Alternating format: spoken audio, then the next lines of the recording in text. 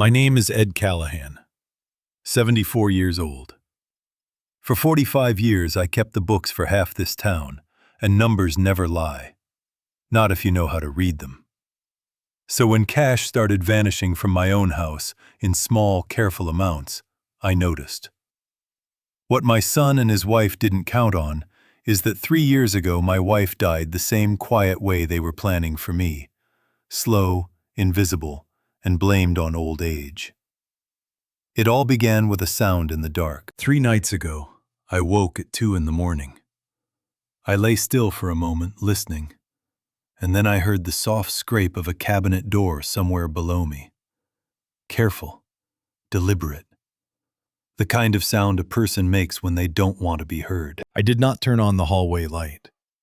I know every board in that house that creaks, and every one that doesn't. I made my way down the stairs in the dark and stopped at the kitchen doorway. Nicole was standing at the medicine cabinet, not opening it, not closing it, just staring at it. She did not hear me. She did not know I was 3 feet behind her in my own kitchen at 2 in the morning. I said nothing. I went back upstairs and lay awake until sunrise. The next morning, Nicole made me breakfast. Eggs, toast, coffee, just the way I like it. And she smiled at me across the table like nothing had happened. I smiled back. I said the eggs were good. I did not ask her why she had been standing in my kitchen in the dark, because I already knew whatever answer she gave me would be a lie. My name is Edward Callahan. Everyone calls me Ed. I am 74 years old. For 45 years, I kept the books for half the small businesses in Chillicothe, Ohio before I retired. Numbers do not lie if you know how to read them, and I have always known how to read them. That is the only reason any of what I am about to tell you was ever discovered at all. My wife Helen died 3 years ago. The doctors called it a long decline, the kind that comes with age, the kind nobody questions. I did not question it either, not then. I buried her on a Tuesday in October and told myself I had done everything right by her. At the beginning of this past March, I noticed $40 missing from the drawer in my study, where I keep small cash for the mailman and the boy who cuts my grass. $40 is nothing. I did not think twice about it the first time. The second time, $60. The third time, closer to $100. I have kept a ledger of every dollar that has passed through my hands since 1979. The numbers in that ledger do not make mistakes. I do not either. 6 weeks. $40 the first week, $60 the second, $80 the third, then nothing for a week, then $110. Small enough to miss, careful enough to notice, if you were paying attention. I have always paid attention. I sat at my desk on a Thursday morning with that ledger open and went back 6 weeks, line by line, and felt something settle into my chest I had not felt in a long time. Not confusion. Certainty. Somebody in my own house was taking money from me, in amounts small enough that a careless man would never notice. I am not a careless man. My son Bradley visits twice a week now, sometimes 3, always with Nicole beside him, always with some reason that sounds perfectly natural. An errand, a meal, help around the house since my fall last year. They are attentive in a way they were not 2 years ago, and I had let myself believe longer than I am proud of that grief had simply made them kinder. I do not believe that anymore. 2 weeks before the night at the medicine cabinet, Nicole asked me an odd question over dinner. She asked if I still kept Helen's old prescriptions in the house, the ones from the last year of her illness. I told her no, that Dr. Ott had cleared them out himself after the funeral. She nodded and changed the subject so quickly I almost missed how fast it happened. I did not think much of it that night. I think about it constantly now. There was also the afternoon in late February, when I came home early from a doctor's appointment and found Bradley alone in my study, standing at the exact drawer where I keep the ledger, though he told me he was just looking for a pen. I believed him then. A son does not need a reason to be in his father's study. But a pen does not require opening the bottom drawer, and that is exactly where he had his hand when I walked in. That Thursday night, I sat in the dark kitchen where Nicole had been standing 3 nights before, and looked at the medicine cabinet the way she had looked at it. I did not find an answer. I found a question I could not put down. Nicole has been part of this family for 6 years. She remembers how I like my coffee. She remembers the anniversary of Helen's death without being told. I used to think that kind of memory was a gift. Now I was no longer sure whose gift it actually was. I thought about calling Bradley the next morning and asking him outright what was going on. I decided against it. A man who has balanced other people's books for 45 years learns one thing above all else. You do not confront a discrepancy until you know exactly where every missing dollar went. You gather the whole picture first. You never show your hand early. So I said nothing. I poured myself more coffee. I watched Nicole clear the plates and wipe down a counter that was already clean.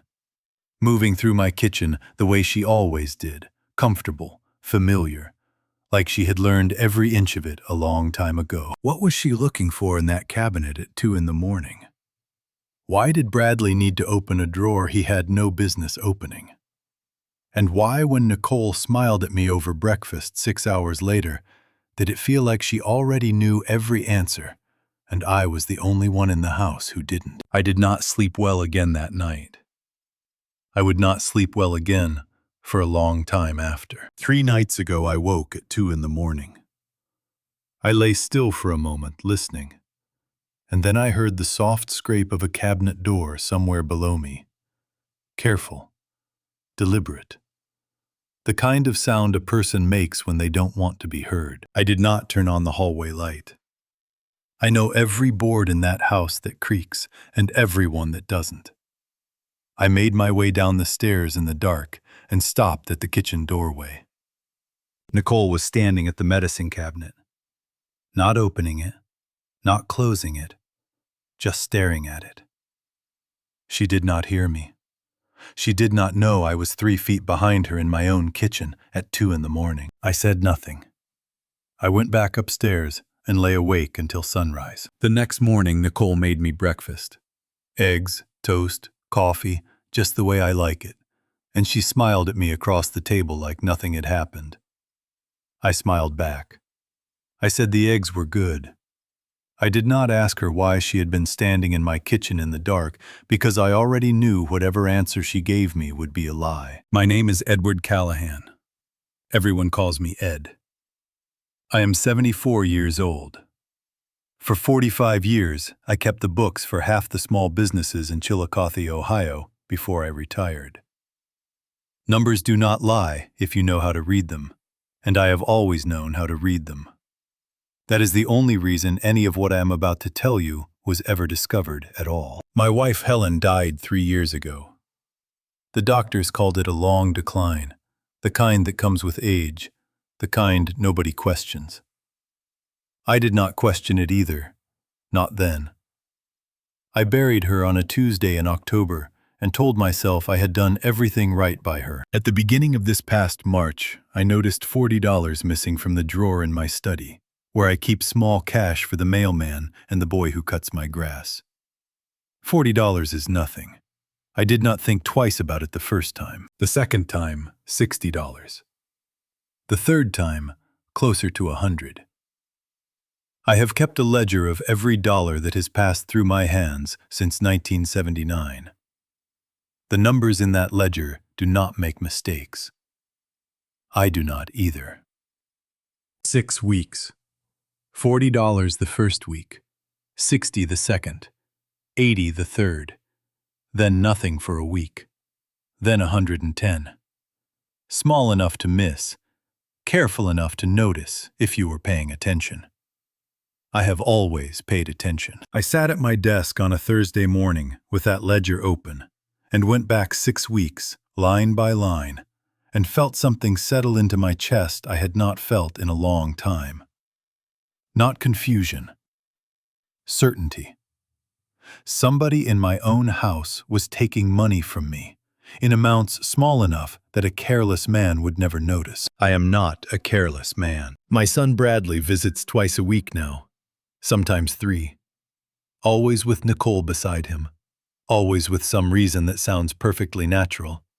An errand, a meal, help around the house since my fall last year. They are attentive in a way they were not 2 years ago, and I had let myself believe, longer than I am proud of, that grief had simply made them kinder. I do not believe that anymore. 2 weeks before the night at the medicine cabinet, Nicole asked me an odd question over dinner. She asked if I still kept Helen's old prescriptions in the house, the ones from the last year of her illness. I told her no, the Dr. Ott had cleared them out himself after the funeral. She nodded and changed the subject so quickly I almost missed how fast it happened. I did not think much of it that night. I think about it constantly now. There was also the afternoon in late February when I came home early from a doctor's appointment and found Bradley alone in my study, standing at the exact drawer where I keep the ledger, though he told me he was just looking for a pen. I believed him then. A son does not need a reason to be in his father's study. But a pen does not require opening the bottom drawer. And that is exactly where he had his hand when I walked in. That Thursday night, I sat in the dark kitchen where Nicole had been standing 3 nights before, and looked at the medicine cabinet the way she had looked at it. I did not find an answer. I found a question I could not put down. Nicole has been part of this family for 6 years. She remembers how I like my coffee. She remembers the anniversary of Helen's death without being told. I used to think that kind of memory was a gift. Now, I was no longer sure whose gift it actually was. I thought about calling Bradley the next morning and asking him outright what was going on. I decided against it. A man who has balanced other people's books for 45 years learns one thing above all else. You do not confront a discrepancy until you know exactly where every missing dollar went. You gather the whole picture first. You never show your hand early. So I said nothing. I poured myself more coffee. I watched Nicole clear the plates and wipe down a counter that was already clean, moving through my kitchen the way she always did. Comfortable, familiar, like she had learned every inch of it a long time ago. What was she looking for in that cabinet at 2 in the morning? Why did Bradley need to open a drawer he had no business opening? And why, when Nicole smiled at me over breakfast 6 hours later, did it feel like she already knew every answer, and I was the only one in the house who didn't? I did not sleep well again that night. I would not sleep well again for a long time after. Sunday dinner came 4 days after the night at the medicine cabinet. Bradley arrived first, carrying a bottle of wine he said was a gift from a client. Nicole came in behind him with a casserole dish covered in foil, smiling the same smile she always wore. Warm, easy, rehearsed enough now that I noticed the rehearsal. We sat at the same table Helen and I had eaten at for 40 years. Bradley talked about work, about a new account he had landed, about how tired he had been lately. I watched his hands while he talked. They did not stay still. He kept turning his wine glass in small circles, around and around, the way a man does when his mind is somewhere else entirely. Nicole asked me twice how I was sleeping. I told her fine, both times. She held my gaze half a second longer than the question required. The way you look at someone when you already suspect the answer is a lie. After dinner, Nicole stood to clear the plates and told Bradley to keep me company in the living room. That has become the pattern lately. She clears, he sits with me. I used to think it was thoughtfulness. Now I know enough to count the minutes. She was in that kitchen for 22 minutes. I know because I watched the clock on the mantel the entire time, nodding along to whatever Bradley was saying about football, answering when he paused, giving him exactly the attention an old man gives his son on a Sunday evening. When Nicole came back, she was drying her hands on a dish towel, and her expression had not changed even slightly from when she left. Warm, unhurried. "All done, Thomas," she said. "I left some extra in the fridge for you." My name is not Thomas. It is Ed. She has never once called me by the wrong name before that night. I did not correct her. I said thank you, Nicole, and watched something flicker behind her eyes, quick and gone, like she had heard the mistake the same second I had, and was deciding whether to explain it. She did not explain it. They left around 8. Bradley hugged me at the door, brief and firm the way men do it. Nicole kissed my cheek and told me to call if I needed anything. I stood on the porch and watched their car pull out of the driveway and disappear around the corner of Maple Street. Then I went back to the kitchen and opened the drawer where I keep the ledger. I did not need to check it. I already knew what I would find. But a man who has read numbers for 45 years does not trust his memory over his eyes, so I checked anyway. $60 gone. Taken sometime during those 22 minutes from the same drawer in the same careful way as every time before. I stood there a long time with the drawer open, looking at the space where the money used to be. I thought about the slip with my name, Thomas instead of Ed. It is a small thing. It should mean nothing. But small things are the only things I have ever trusted, because small things are where the truth hides when people are too careful to let it show anywhere larger. I thought about something else, too. Something I had not let myself think about directly until that night. Helen's illness had started the same way. Small confusions, a missed word here, a wrong name there. Though it had always been her making the mistakes, never anyone around her. I had assumed it was age. Everyone had assumed it was age. Nicole had been part of this family for 3 of the 4 years Helen was sick. She had brought meals then too, sat with Helen in the afternoons while I ran errands. Always available, always patient, always exactly where she needed to be. I did not let myself finish that thought that night. It was too large, and I did not yet have anything solid enough to hold it up. A man does not build an accusation out of a slip of the tongue and a missing $60. He builds it out of evidence, the kind that does not depend on memory or suspicion or grief clouding his judgment. I closed the drawer. I turned off the kitchen light. I stood in the dark for a long moment, the way I had stood there the night I watched Nicole at the medicine cabinet. And I made a decision that would change everything that came after it. I was going to find out exactly what was happening in my own house. And I was going to do it in a way that no one, not Bradley, not Nicole, not anyone, would see coming, until it was already too late for them to stop it. The next morning I drove into town and stopped outside a small electronics shop on Paint Street I had passed 100 times and never once entered. There was a hand-painted sign above the door. I sat in my truck in the parking lot for several minutes before I found the will to go inside. Whatever was happening in my house, I intended to watch it happen, with my own eyes, on my own terms, from a place where no one could tell me afterward that I had imagined it. The shop was called Miller's Electronics, wedged between a dry cleaner and a shuttered diner on Paint Street. A bell rang above the door when I walked in. A man about my age looked up from behind the counter, reading glasses pushed up on his forehead. "What can I do for you?" he said. "Security cameras," I said. "Small ones, wireless. Something that records to the cloud, not just a local drive." He nodded and came around the counter without asking why an old man needed hidden cameras in his own house on a Monday morning. His name was stitched on his shirt. Frank. He walked me to a shelf along the back wall. "These 2 are your best bet for indoors," he said, holding up a unit no bigger than a matchbox. "Battery lasts 3 weeks. Uploads to your phone automatically every 15 minutes. What happens if someone finds it and unplugs it?" I asked. He looked at me over his glasses for a moment.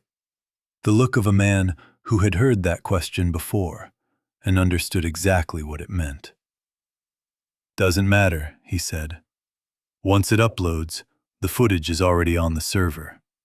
You could smash the camera into pieces, and it wouldn't change a thing. "I'll take 3, I said. I paid cash and drove home with the bag on the passenger seat.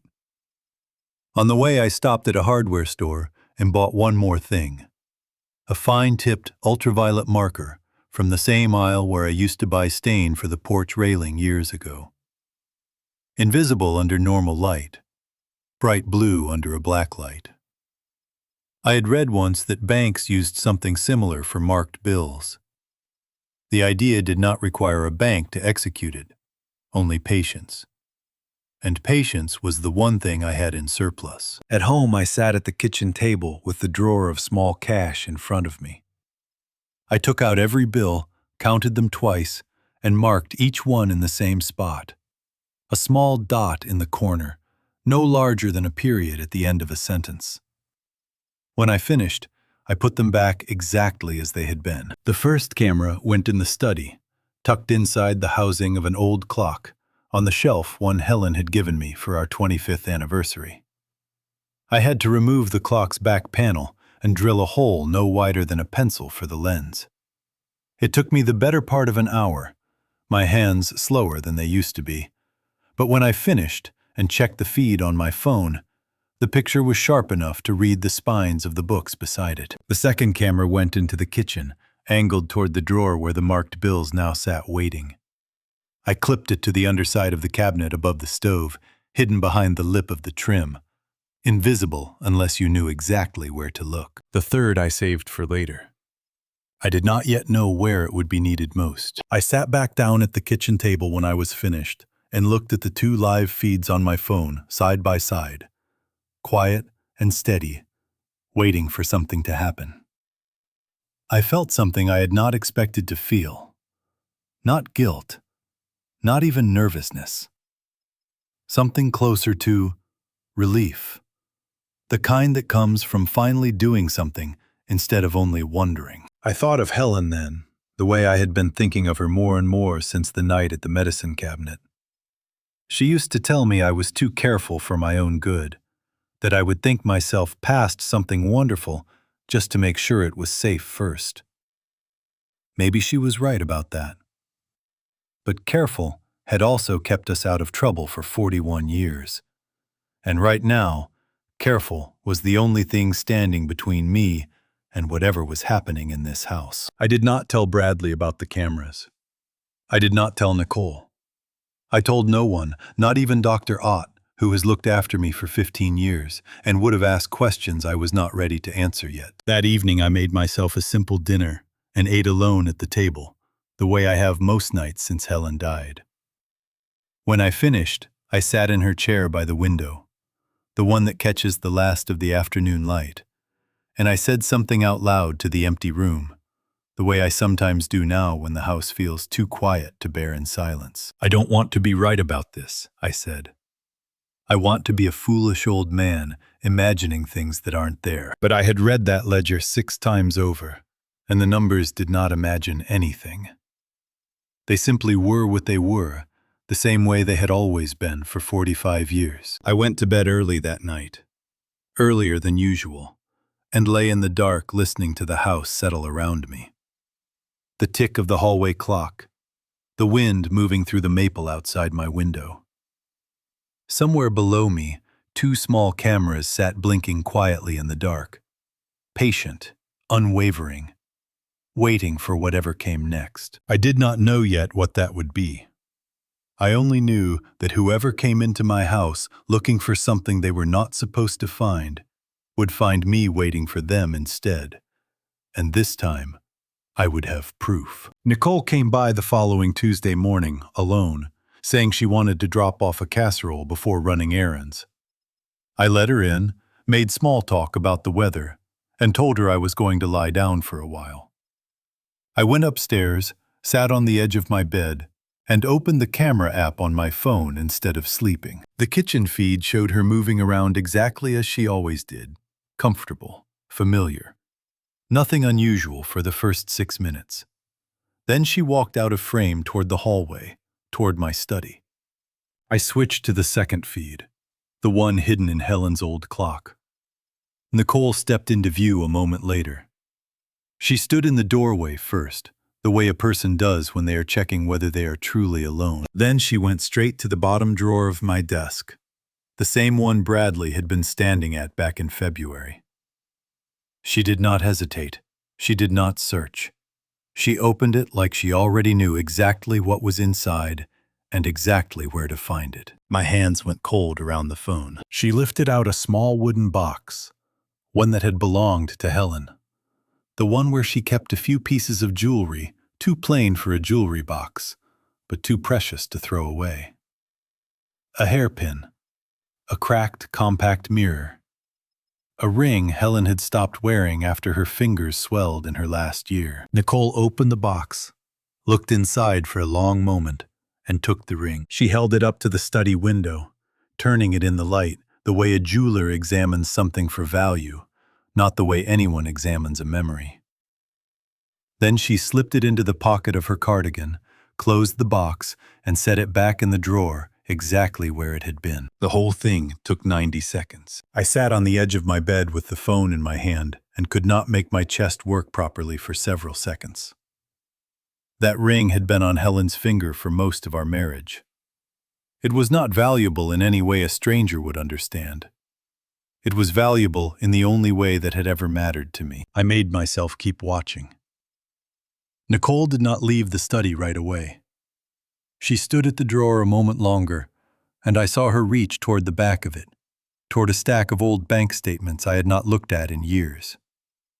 She lifted a few out, flipped through them quickly, and put them back, all with the same practiced efficiency of someone who had done this more than once before. When she came back downstairs, her face on the kitchen feed looked exactly the way it always looked.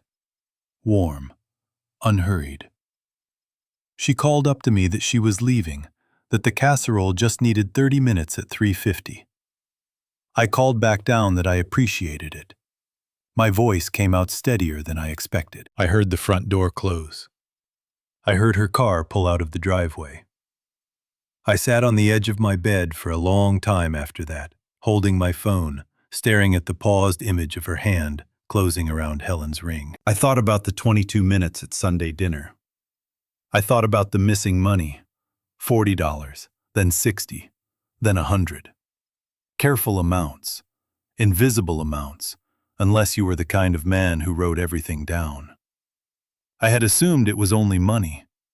I understood now that it had never only been money. I went back through the footage from the past several days. Everything the two cameras had captured since I installed them. I found 2 more instances I had missed. Both brief, both careful. Once, Nicole had opened the same drawer and simply looked, taking nothing, as if she were confirming something was still there. Once, she had photographed a page from an old bank statement with her phone before putting it back exactly where she found it. This was not a single moment of temptation. This was a pattern, repeated, deliberate, practiced enough that she no longer needed to think about where anything was kept. I noticed something else on the 3rd instance that I had missed the first time through. Before Nicole left the study that day, she had paused at the desk and picked up a framed photograph of Helen and me from our 30th anniversary. She looked at it for several seconds longer than curiosity would explain, and something crossed her face that I could not name.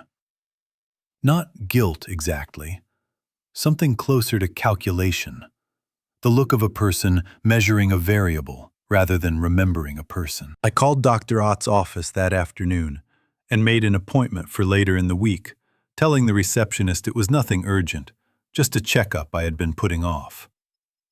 I did not tell her the real reason I needed to see him. I was not yet ready to say the words out loud to anyone, even a man I had trusted for 15 years. That evening, I sat in Helen's chair by the window and took out the wooden box myself, the one Nicole had gone through so carefully. I opened it and looked at what remained. The hairpin, the cracked mirror, the space where the ring used to be. I don't know what you were looking for in those bank statements, Helen, I said quietly to the empty room. But I intend to find out exactly what she's planning to do, with whatever she found. I closed the box and set it back in the drawer in the exact spot where it had always been. The way you leave bait untouched so the trap still looks unsprung. Whatever Nicole was building toward, I intended to let her keep building it, right up until the moment I had enough evidence to bring the whole thing down at once. Nicole came on Wednesday to make dinner, the same as she had every week for months. Homemade soup, she said, setting the pot on the stove. Real bones, real vegetables, none of that canned stuff. You deserve the good version, Ed. I told her it smelled wonderful. I meant it. That was always the strange part about Nicole. Everything she made was genuinely good, which made it easier to forget for whole minutes at a time what I had already seen her do in that house. Go sit down, she said. I'll call you when it's ready. I'll keep you company, I said instead, and pulled out a chair at the table facing the stove. Something crossed her face for half a second, gone before I could name it. Then the smile came back, easy as ever. Of course, she said. Grab a seat. She stirred the pot. She told me about her sister's kitchen renovation, about a movie she and Bradley had seen over the weekend. I answered when I was supposed to answer. I watched her hands the entire time. My phone buzzed on the table. A text from my neighbor about a fallen branch on the fence line. I looked at it, then back up at Nicole. Excuse me 1 second, I said, pushing back my chair. Fence trouble. Let me call him back. Take your time, she said. Soup needs a few more minutes anyway. I walked into the hallway and stopped just past the door frame. I did not call anyone. I turned my phone sideways instead, the camera app already open, and angled the screen toward the kitchen without stepping back into view. Nicole stirred the pot twice. She looked toward the hallway. She stirred again. Then her hand moved to the front pocket of her cardigan. I watched her lift the lid, tilt something small over the steam, and drop the lid back down. All in a single motion that could not have taken more than 5 seconds. A fine white powder, barely a pinch gone, before it had time to exist as anything more than a flicker on my screen. She was stirring again by the time I stepped back into the doorway. All sorted, I said, holding up my phone. Neighbor thinks a branch came down. I'll take a look after lunch. Good thing you've got a good neighbor, she said, ladling soup into a bowl and setting it in front of me. Sit down, it's ready. I sat. I picked up my spoon. I ate slowly, 3 spoonfuls, 4, asking about Bradley's work, commenting on the bread she had brought, being exactly the grateful old man she expected me to be. While she answered, I reached into my lap with my free hand and found the edge of a small plastic container I had slipped into my sweater pocket that morning. The kind you buy at any pharmacy for pills or vitamins. I pressed the lid open with my thumb without looking down. The next time Nicole turned to refill her water glass, I transferred 3 spoonfuls of soup from my bowl into the container and sealed it shut, all beneath the edge of the table, all without a sound. This is really wonderful, Nicole, I said when she sat back down. You've outdone yourself. She beamed at that, genuinely pleased, genuinely certain that the old man across the table was exactly what months of careful work had made him.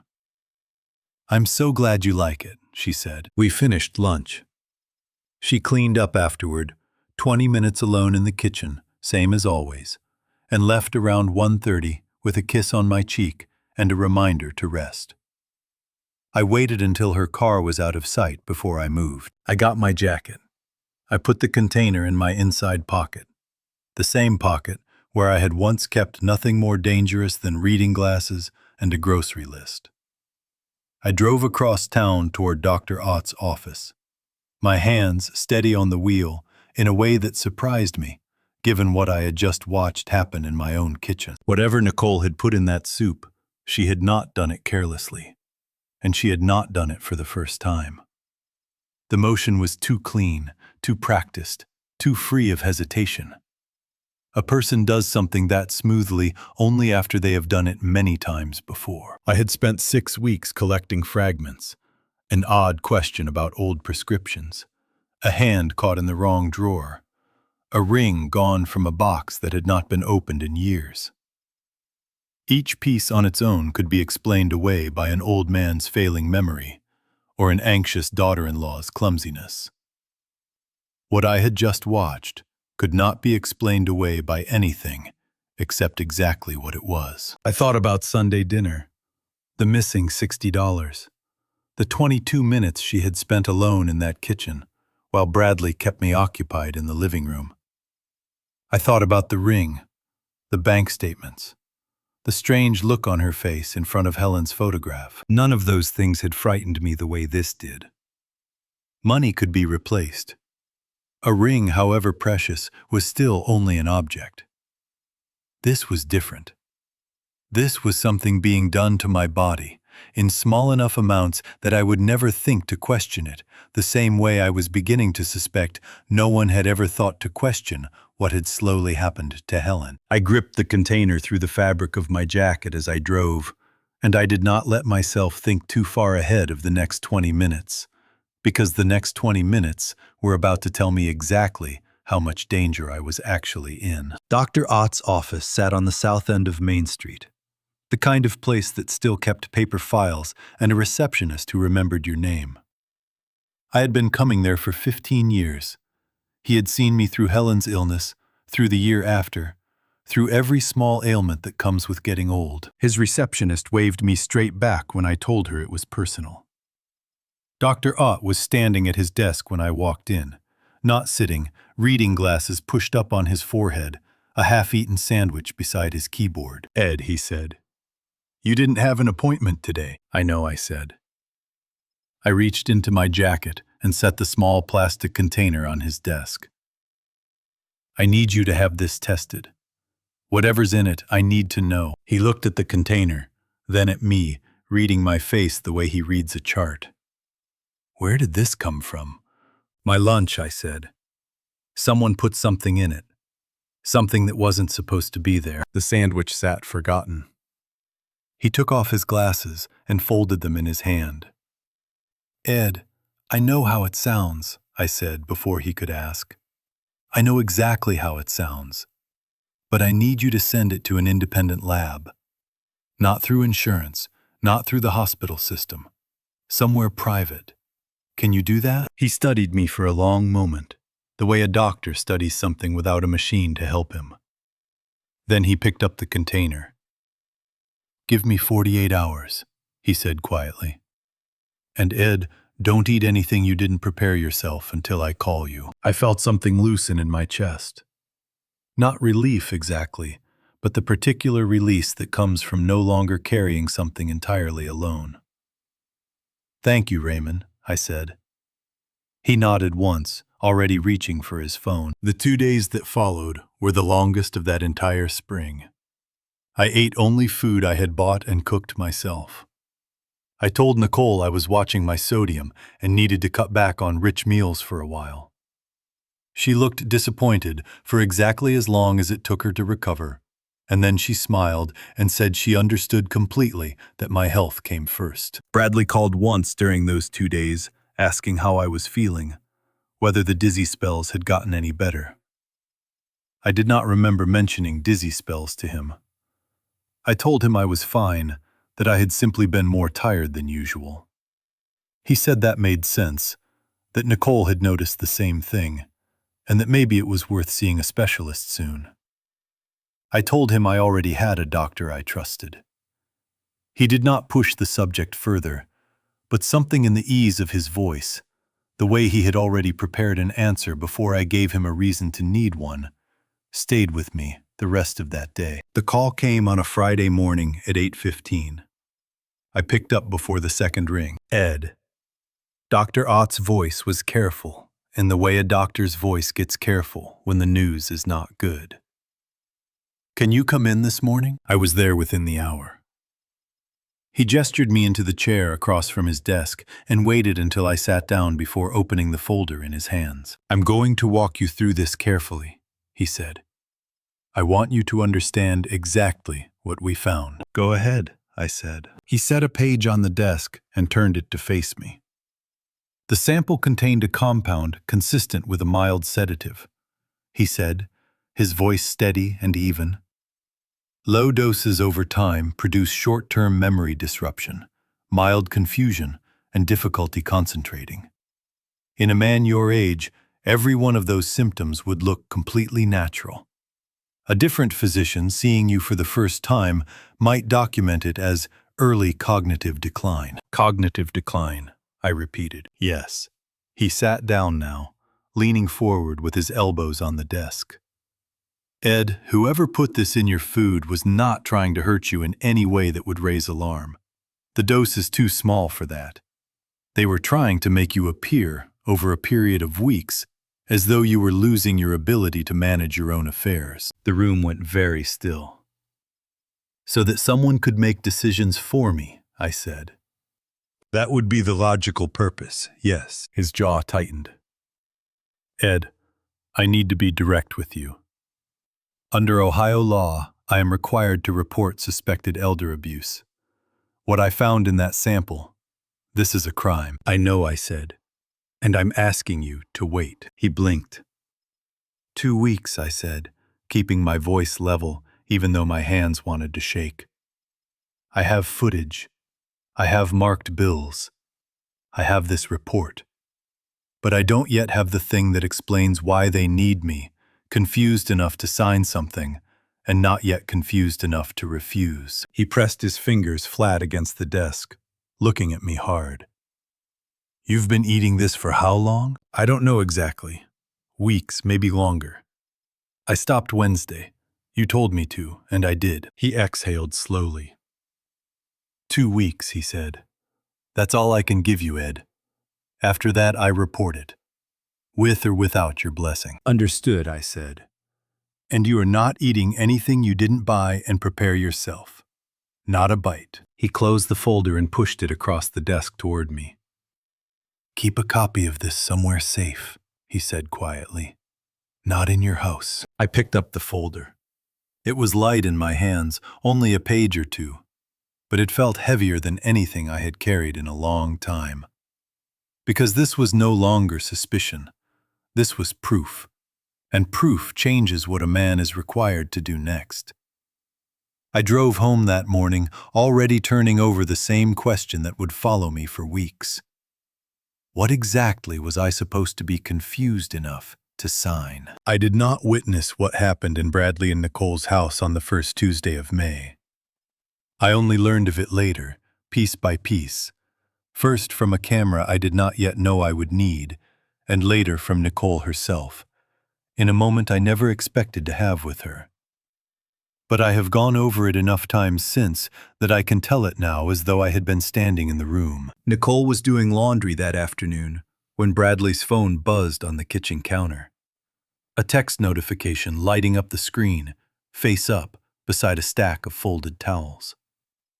She was not looking for anything. She told me that much herself later. And I believed her, because by then she had no reason left to lie to me about the small things. The name on the screen read Marty V. The message underneath was short. Second reminder, 31,000 by Friday, or this gets ugly for both of us. Nicole told me she stood there a long time, staring at that message, telling herself there had to be an explanation, that Bradley managed accounts for half a dozen difficult clients, and this was probably nothing more than an aggressive customer. She almost put the phone back down and let it go. Then it buzzed again. A second message from the same number. Tell Nicole I said hello. She still doesn't know, does she? She opened his laptop that night while he was in the shower. She found what she has since described to me as 8 months of losses at 3 different casinos across 2 states, one of them nearly 200 miles away. Visited on Saturdays, Bradley had told her were spent at a fishing cabin with his college friends. $41,000 gone in total. 31,000 of it owed to a man named Marty Voss, who did not send reminder texts out of politeness. When Bradley came out of the bathroom, she was sitting on the edge of the bed with the laptop open on her knees. What is this? She asked him. He told me later, in the one honest conversation we ever had. that he considered lying even in that moment, even with the numbers glowing right in front of both of them. He said he almost told her it was a business investment gone wrong. Something about the way she was looking at him made the lie die before he could say it out loud. "I have a problem," he said instead. "You have a problem," she repeated. "Bradley this says, a man named Marty knows my name. Why does a bookie know my name?" "Because I told him about you," Bradley said. "Because he asked what I had that was worth protecting, and I told him about my father's house. And I told him it wouldn't be a problem for much longer." Nicole told me that was the moment something inside her went completely still, the way a room goes still right before a storm breaks. Not because of the money, because of what he had just admitted, casually, as though it were reasonable. That he had already been discussing my house, my assets, my future, with a man who threatened people for a living. "What does that mean it wouldn't be a problem?" she asked him. "What have you already told him, Bradley?" He did not answer fast enough. That silence told her everything the rest of the conversation only confirmed. He had already been planning something involving me, something involving my money, weeks before he had ever brought Nicole fully into it. She had believed up until that exact night that whatever small liberties they had taken with my cash and my old jewelry were simply a temporary solution, a little cushion while Bradley got back on his feet. She learned that night it had never been temporary. It had been the plan from the beginning, and she had only ever been a tool inside it, the same as everything else in that house. "You used me," she said. "You used my hands to take things from an old man who has never done anything but be kind to both of us, so you could pay off a bookie. And you were going to keep me in the dark about how deep this actually goes." "I was protecting you," Bradley said. "You were protecting yourself," she said. "There's a difference, and I am done pretending there isn't." She told me she packed a bag that night and left for her sister's house in Columbus before midnight, without telling him where she was going. Bradley called 11 times before dawn. She answered none of them. Her sister Denise let her in without asking questions. At first, though by the second cup of coffee the next morning, Nicole had told her everything.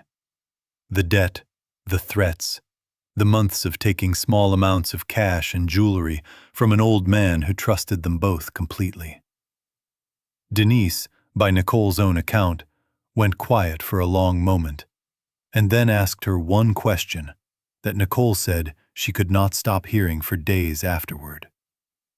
What kind of person does that to somebody's grieving father? Nicole did not have an answer for her sister that morning. She has told me since that she did not sleep more than a few hours a night for the rest of that week, turning the question over and over, unable to decide whether the woman Denise was describing was someone she recognized in the mirror or someone she still had time to stop becoming. I did not know any of this at the time.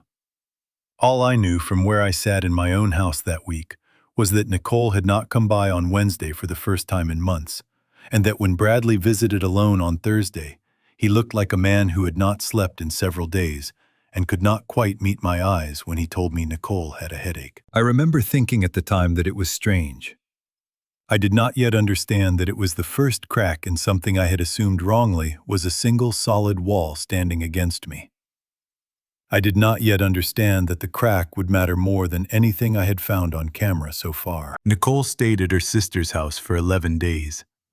She has told me since that those 11 days felt longer than the 6 years she had spent married to Bradley, because for the first time in a long while, she had nothing to do but sit with what she had actually become. Denise did not bring up the money again after that first morning, but she did not need to. The question hung in every room of that small house on Fairview Avenue. Unspoken, but present, the way a smell lingers after something has burned. Nicole told me later that she almost called the police herself during those first few days, if only to ask what would happen to a person who returned money she had taken, but never intended to return it fully. She never made that call. She has said she was too afraid of what admitting the truth out loud to a stranger with a badge would make real, in a way that whispering it to her sister never could. Bradley called every day. Nicole let most of the calls go to voicemail, though she listened to each one afterward, alone in the guest room, sitting on the edge of a bed that was not hers, in a house that was not hers, wondering how she had ended up a guest in her own life. His messages moved through predictable stages, the way she said they always did when he wanted something. First, apology. "I'm so sorry, Nick. I should have told you everything from the start." Then justification. "I did it for us, for our future. You have to understand the position I was in." By the fifth day, something closer to desperation. Marty called again. "He's not going to wait much longer. I need you to come home so we can figure this out together." She did not respond to any of them directly. Instead, on the sixth day, she drove to Chillicothe alone without telling Bradley, and sat in her car outside my house for nearly 20 minutes before she found the nerve to knock. I remember opening that door and being surprised by how different she looked. Not sick exactly, but worn down in a way I had not seen on her before. The practiced warmth gone from her face, replaced by something rawer and far more human. "Ed," she said, "can I talk to you for a minute?" I let her in. We sat in the kitchen, the same table where I had watched her through a hidden camera weeks earlier, though of course she did not know that yet. She did not eat anything, did not offer to make anything, which was itself unusual enough to notice. "I need to tell you something," she said, "and I don't know how to do it without you hating me for the rest of your life." I told her to go ahead, keeping my voice as steady and unreadable as I had trained myself to keep it for months by then. I had no idea sitting there whether I was about to hear a confession or another performance. I had learned by then not to assume I could tell the difference just by looking at her face. She told me some of it. Not all of it I would learn much later, but enough to matter. She told me Bradley had money troubles. She told me she had taken things from the house, small amounts of cash, without ever quite saying the word steal, and that she had done it because she was frightened of what would happen to their marriage, to their family, if she did not help him. She did not mention the soup. She did not mention the pills. Whether that was because she genuinely did not know the full extent of what Bradley had planned for me, or because she was still protecting some final piece of the plan, even in the middle of what looked like a confession, I could not tell that afternoon. And it took me weeks afterward to understand the answer mattered more than almost anything else in this story. "I'm done," she said. "Whatever he's still planning, I want no part of it anymore. I came here because you deserve to know that even if you never trust me again." I studied her for a long moment. I thought about the ring. I thought about the bank statements photographed and returned exactly where she found them. I thought about the white powder disappearing into a pot of soup in under 5 seconds, the motion of someone who had done it many times before. I told her I appreciated her honesty.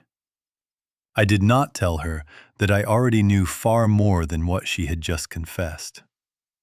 A man who has read ledgers for 45 years understands the value of letting a partial truth stand uncontested, while he waits to see what else it eventually reveals. She left an hour later, thanking me twice at the door, her eyes wet in a way that could have been guilt, or could have been relief, at finally setting down a weight she had been carrying alone. I did not know which. I told myself it did not matter.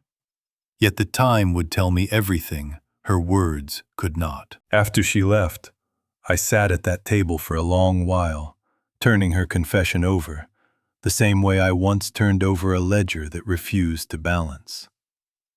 Confessions I had learned long ago in my working life are rarely complete on the first telling. People hand over exactly as much truth as they believe will satisfy the person asking, no more.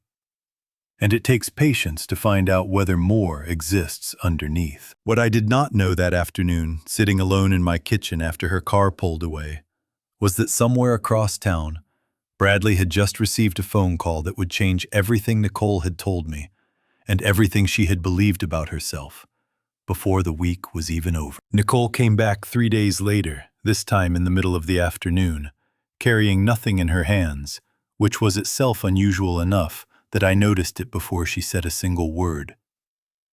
Every other visit in the past year had come with a casserole, a pie, some offering that gave her hands something to do while her mouth did the talking. This time, she came empty-handed and sat down across from me like she had nothing left to perform. "I wanted to check on you," she said. "That's all." No soup, no errand, nothing to hide behind. I told her that was kind of her. I meant it more than I expected to. There is a particular kind of relief that comes from someone finally speaking to you without an agenda pressed underneath every sentence. And I had forgotten over the previous months how rare that relief had become in my own kitchen. We talked for almost 2 hours that afternoon, longer than any conversation we'd had since Helen's funeral. She told me things about her childhood I had never heard before, about a father who left when she was 9, about raising herself on promises other people made and never kept. She told me about her Aunt Judith, a woman who had taken her in for 2 summers when her mother could not manage on her own, and how much she had loved that woman, before everything between them fell apart in ways she said she was not ready to talk about yet. I found myself listening the way I used to listen to Helen, fully, without half my mind still counting the minutes until I could excuse myself. She apologized again for the money, more specifically this time than she had 3 days earlier. She told me the exact figure, nearly $600 total, taken across several months. And she promised to pay every dollar back once she and Bradley sorted out their finances. I told her the money mattered less to me than the truth did. She nodded like she understood exactly what I meant by that. Toward the end of the visit, she said something that stayed with me longer than anything else that afternoon. "Bradley thinks I don't know how deep this goes, Ed. He thinks I'm still the person who just found out about a gambling debt. I know more than he realizes I know." I asked her what she meant by that. She hesitated, glanced toward the window, and told me only this much: that there had been conversations she overheard, plans discussed in low voices when Bradley thought she was asleep, something involving a lawyer, something involving paperwork that would need my signature before the end of summer. I kept my face as still as I could manage. "Do you know what kind of paperwork?" I asked. "Not exactly," she said. "But I know it's not small, and I know he's already spoken to someone about it. I just don't know who yet." I asked her as gently as I could why she had never mentioned any of this the first time she came to confess. She looked down at her hands for a moment before answering. "Because I was still scared of what saying it out loud would make real," she said. "It's easier to admit to stealing money than to admit you married a man capable of planning something this calculated against his own father." I almost told her everything then. I had the words already forming, the cameras, the marked bills, the report from Dr. Ott, sitting in a folder at the bottom of a drawer only I knew about. I came closer that afternoon to trusting her completely than I had at any point since the night I found her standing at the medicine cabinet. Something held me back. Perhaps it was nothing more than 45 years of reading numbers that refused to add up cleanly on the first pass. Perhaps it was the memory of watching her lift Helen's ring from its box, with the same steady hand she was now resting gently on my own hand across the table. Whatever it was, I said only that I appreciated her telling me, and that I hoped together we could figure out what Bradley was planning before it went any further. Together, she repeated, and something in her voice sounded almost grateful, almost like she had been waiting a long time for someone to offer her that word, without conditions attached to it. She left just before 4, promising to come back soon, promising this time to actually help me instead of simply confessing to me. I stood on the porch and watched her car disappear around the corner of Maple Street. The same corner where I had watched Bradley's car vanish so many times before. And I felt something I had not expected to feel after everything I had already seen on those cameras. Hope. Small, cautious, entirely against my better judgment, but hope all the same. I went back inside and sat in Helen's chair by the window for a long while afterward, turning the afternoon over in my mind the way I once turned over a set of books that mostly balanced but left one column stubbornly short. Nicole had given me more that day than she had given me 3 days earlier. She had told me about her father, about her Aunt Judith, about the fear underneath her silence. She had also, I noticed only later that evening, managed to tell me everything except the one thing that mattered most. The reason she herself had once stood in my kitchen at 2 a.m, staring at a cabinet full of medicine. I did not catch that omission until much later. By then it was already too late to matter in the way it should have. Nicole began coming by almost every other day after that. Always without an excuse, dressed up as a reason. Always just to talk. I found myself looking forward to those visits in a way I had not expected. And I want to be honest about that now, because pretending otherwise would only make the rest of this harder to understand. She started helping me sort through boxes in the garage that had sat untouched since Helen died.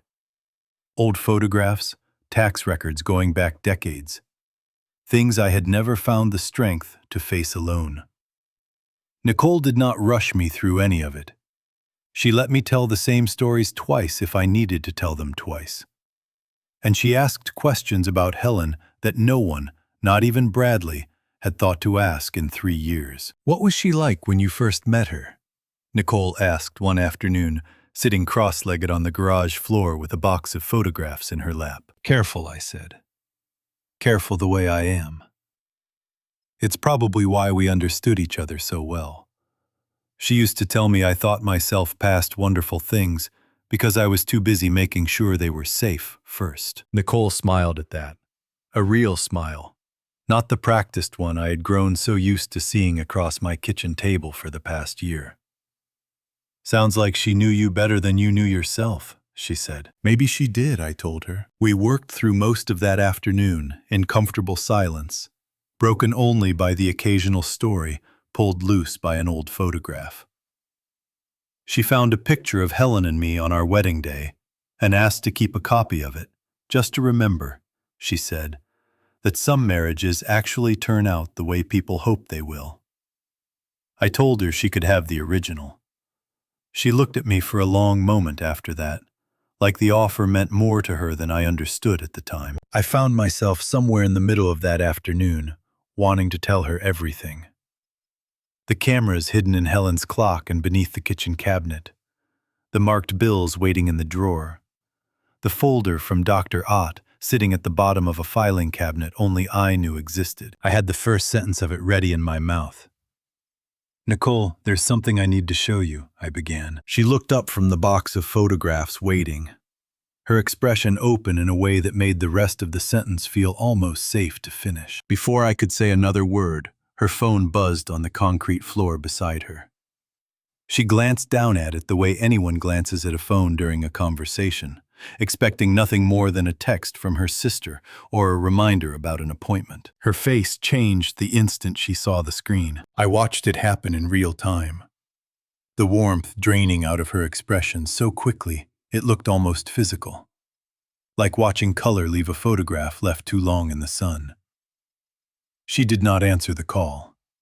She let it ring twice more and then silenced it, turning the phone face down against the concrete. "Everything all right?" I asked. "Fine," she said too quickly, the practiced smile returning to her face, a half-second too late to be convincing. "Just a work thing. I should probably head out soon, actually. I promised Denise I'd call her back about something." I did not believe her.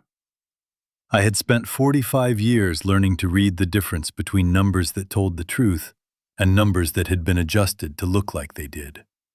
And Nicole's sudden urgency to leave had exactly that quality.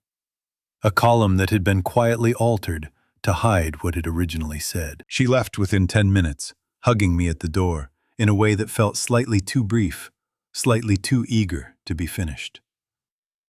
I stood on the porch and watched her car pull away faster than usual, faster than the careful, unhurried woman who had spent the last 2 hours sitting on my garage floor asking about Helen. I went back inside and sat with the box of photographs still open on the garage floor, turning over what I had just seen. A phone call. A single phone call and 6 weeks of careful trust building had cracked in the space of 3 seconds. I did not know sitting there that evening who had called her or what they had said. I only knew that whatever fragile agreement Nicole and I had built between us over the past several weeks had just been tested by someone I had not yet met. Someone with enough influence over her to undo in an instant everything she had spent that afternoon convincing me was real. I thought about telling Dr. Ott about it the next time I saw him. I decided against it for the moment, uncertain whether I had witnessed something meaningful or simply an ordinary woman reacting to an ordinary piece of bad news that had nothing at all to do with me. That uncertainty, I would later understand, was exactly the kind of hesitation Bradley and Nicole had been counting on all along. I sat in the garage until the light outside faded completely, holding the wedding photograph Nicole had asked to keep a copy of. And I wondered, for the first time in weeks, whether I had let myself trust the wrong person, for exactly the wrong reasons, at exactly the wrong moment, to still undo it cleanly. I would not have to wonder for very much longer. Whatever that phone call had set in motion, I would understand its full weight within days, and by then, understanding it would no longer be nearly enough to protect what remained of my trust. I did not know it at the time, but the phone call that changed Nicole's face on my garage floor had come from a man named Marty Voss, not from Bradley. I learned this later during the investigation, when certain records became part of what the state was willing to share with me. Marty had gotten Nicole's number from Bradley months earlier, back when he believed threatening both of them equally might speed up payment. The message left that day was short. Tell your husband the $31,000 is now $38,000. Interest does not stop just because you two are having a rough patch. He has until the end of the month. Marty called Bradley directly that same week, outside the hardware store, where Bradley had gone to buy supplies for a fence repair job, one of the few honest sources of income he still had left. Marty did not raise his voice. He explained in the flat, unhurried tone of a man who had made this kind of call many times before exactly what would happen to Bradley's car, his job, and eventually his wife, if the money did not appear by the agreed date. Bradley sat in his truck afterward for almost 40 minutes, unable to make his hands work well enough to start the engine. He told me much later that it was the first time in the entire ordeal he understood without any illusion left to hide behind, that this was no longer a problem he could manage his way out of with patience and small withdrawals from his father's cash drawer. He needed real money, and he needed it within weeks, not months. There was no honest way left to find it, and he knew it. Nicole did not learn about the increased amount from Bradley. She learned it from Marty directly, in a voicemail he left on her phone while she sat on my garage floor that same afternoon, sorting photographs of a woman she had only recently begun to understand. Tell your husband interest does not stop just because you two are having a rough patch, Marty's voice said. He has until the end of the month, or I stop being patient with either of you. That was the call I watched change her face, without understanding why. She did not tell me what it meant.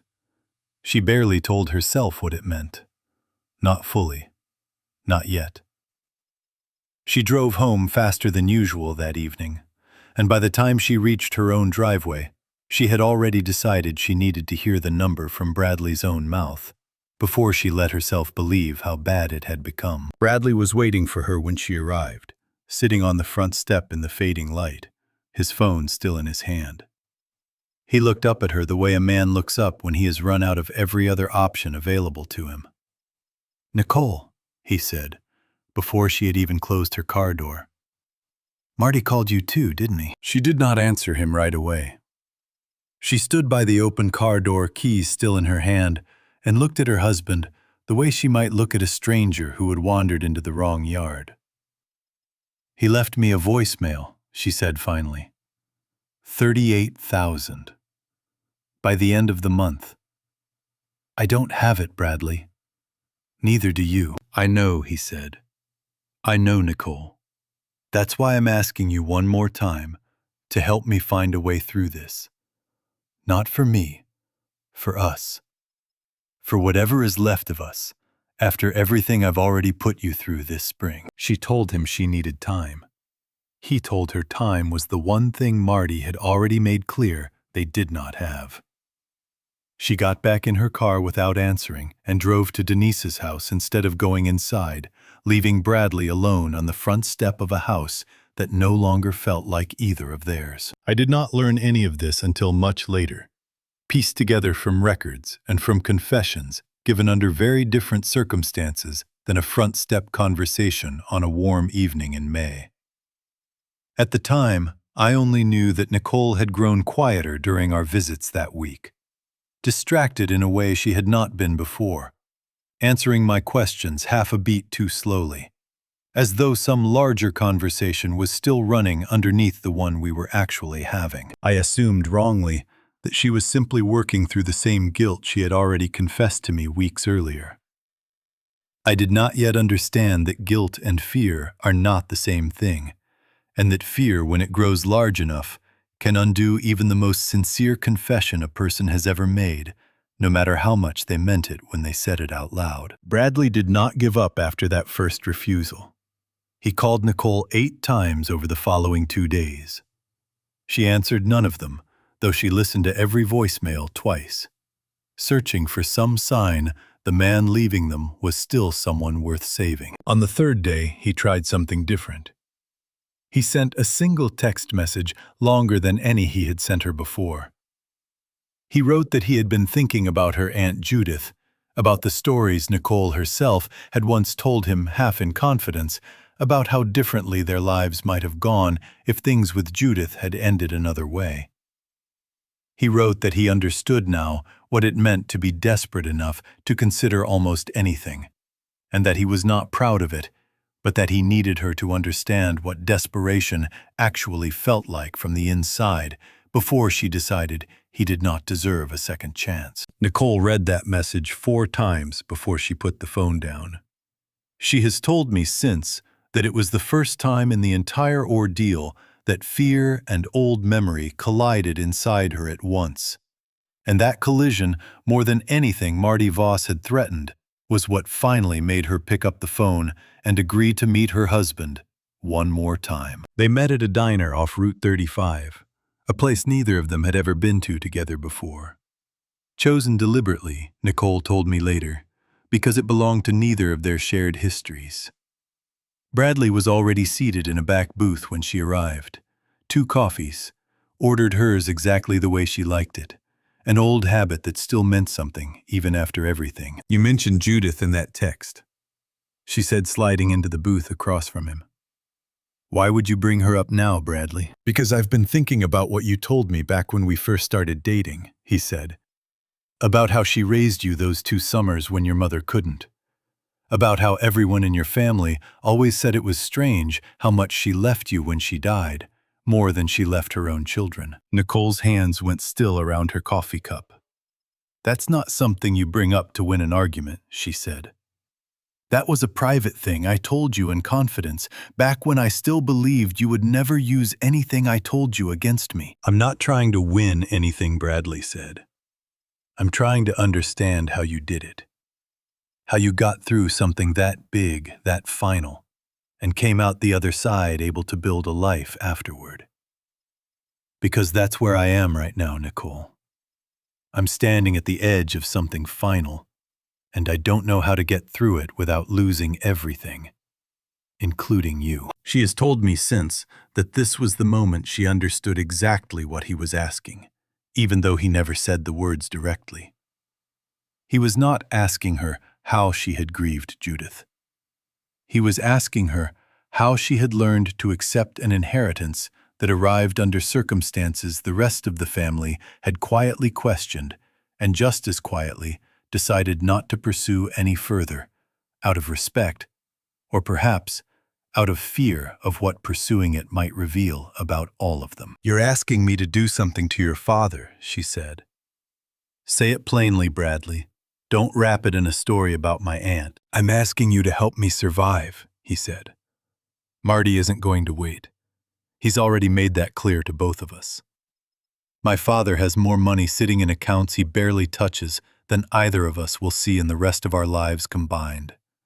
And none of it does him any good, locked away while our lives fall apart around us." "He has been kind to us," Nicole said. "Kinder than either of us has earned lately." "I know," Bradley said, and for a moment his voice cracked in a way she said she had never heard from him before, not once in 6 years of marriage. "I know exactly what kind of man he is.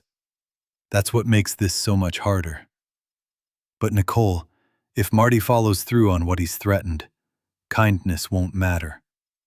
We'll lose everything anyway, and my father will still lose his house eventually, just to someone worse than us." Nicole sat with that for a long moment, staring at the coffee cooling in front of her.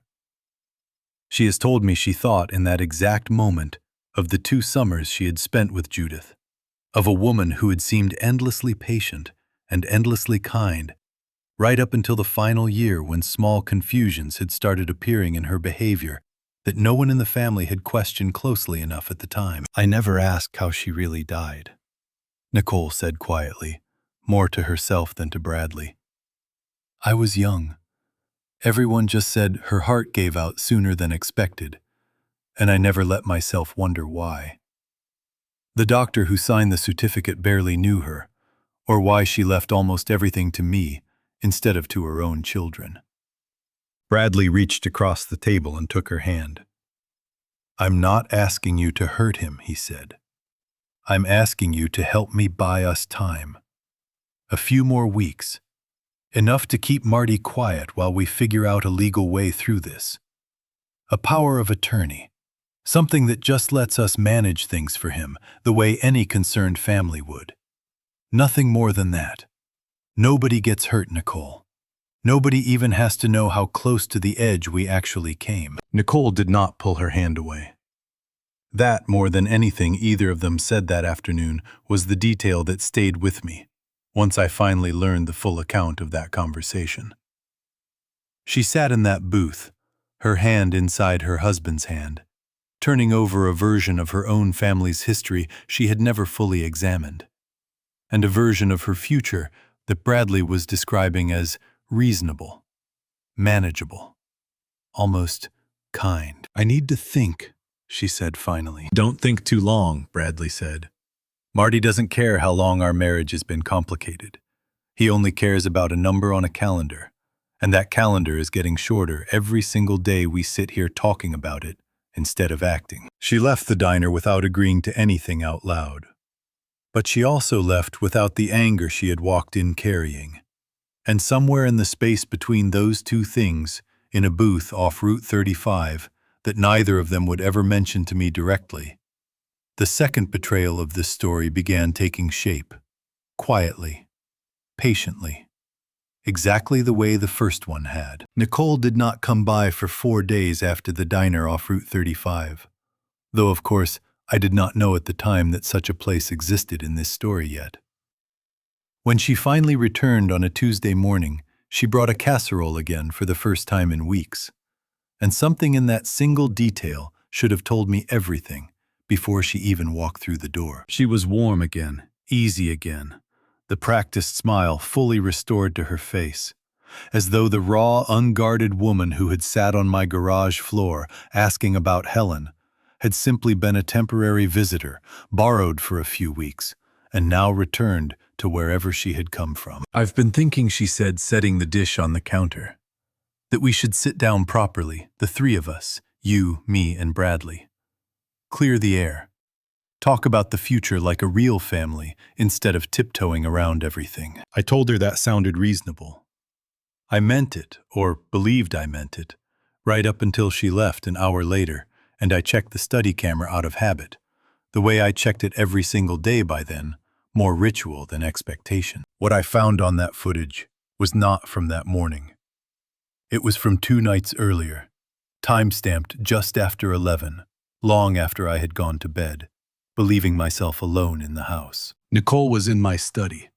Bradley was with her. My first instinct was to stop watching, to tell myself I had misread an innocent late-night conversation between a father's son and his wife, discussing something harmless. That instinct lasted only a few seconds. Something in the stillness of how they stood together, heads bowed, voices low, even though no one else was awake in the house, told me this was not an innocent conversation, and I made myself keep watching instead of looking away. I sat on the edge of my bed with my phone in my hand and watched my son and his wife stand together in the dark. Close heads bent toward each other, the way people stand when they do not want a conversation carrying past the walls of the room they are in. I turned the volume up as far as it would go. The audio was thin, but clear enough. "She's agreed," Bradley's voice said. "I told you she would come around, once she understood what we're actually losing if we don't move." "Don't say it like that," Nicole's voice answered, sharper than I had ever heard it. "I'm not doing this because I came around Bradley. I'm doing it because you've backed both of us into a corner with no other way out, and someone has to be practical about getting us through it." "Whatever you tell yourself," Bradley said, "it doesn't change what happens next. We need the paperwork moving by the end of next week. Whitmore said he can have a draft ready by Thursday." Whitmore. The name meant nothing to me, yet though it would mean everything, within days. I made myself remember that name, the way I once memorized column totals that needed to be checked twice before closing a set of books. Because I understood, even in that first moment of hearing it, that a name like that would matter far more to me in the weeks ahead than either of them could have imagined it would. "Just make sure he stays consistent with his medication schedule," Bradley continued. "Not too much. We need him lucid enough to sign without a fight. Confused enough that nobody questions it afterward if it ever comes up." "I'll handle it," Nicole said. "I always have." I sat completely still on the edge of my bed, the phone gripped so tightly in my hand that my knuckles had gone white. Watching 2 people I had trusted, in different ways, for different reasons, standing in my own study, discussing my mind and my signature, like line items on a project timeline. The footage ran another 90 seconds. Bradley reached out and took Nicole's hand, the same gesture she had once used to make me believe her confession was genuine. And she let him, easily, without hesitation. The 2 of them united again in exactly the plan she had told me only days earlier that she wanted no further part of. I do not know how long I sat there after the footage ended. Long enough that the light outside my window had shifted noticeably by the time I finally set the phone down. I want to be honest about what I felt in that moment, because honesty is the only thing I have left to offer anyone who hears this story. It was not surprise. Some quiet, careful part of me had never fully believed her. Not completely. Not even during the afternoon with the wedding photograph in the garage. What I felt instead was something closer to grief. A second grief, laid directly on top of the first one I had never finished carrying. And it took everything I had not to let either of them see it on my face the next time they walked through my door.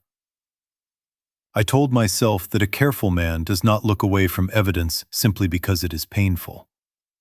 He examines it more closely, exactly as I had trained myself to do for 45 years. Whatever Nicole had felt in that diner booth, whatever genuine conflict had lived in her for those 11 days at her sister's house, it had not survived contact with the one thing it seems almost nothing survives contact with in this world: money, desperation, and a husband who knew exactly which memory to press to make an old wound open again. I picked up my phone and called no one that afternoon.